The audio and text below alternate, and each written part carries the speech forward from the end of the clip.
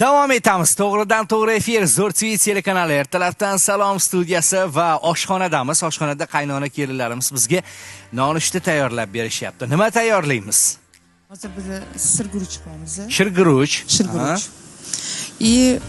Buni foydasini aytib o'tmoqchi edim. Bunga kokosovый sut или strushkimi solsa, qanaqadir mazza bunga immunitet ham ko'taradi, ayniqsa yosh bolalarga.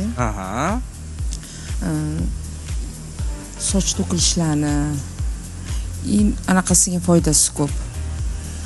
Bolalarning mikroflora ichiklariga foydasi bor. Endi shirguruchni azaldan maza qilib iste'mol qilganmiz.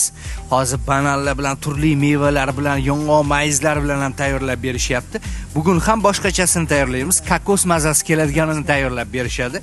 Uy sharoitida bemalol tayyorlab ko'rishingiz mumkin. Turli ximikat taomlardan ko'ra o'zimizni tabiiy sutda pishirilgan shirguruchni iste'mol qilganimiz yaxshi.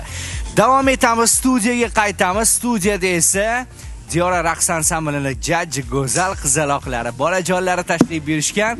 Ular esa bizga chiroyli raqsni namoyish etishadi. Marhamat.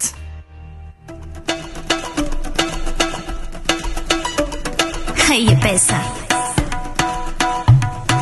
Money, money.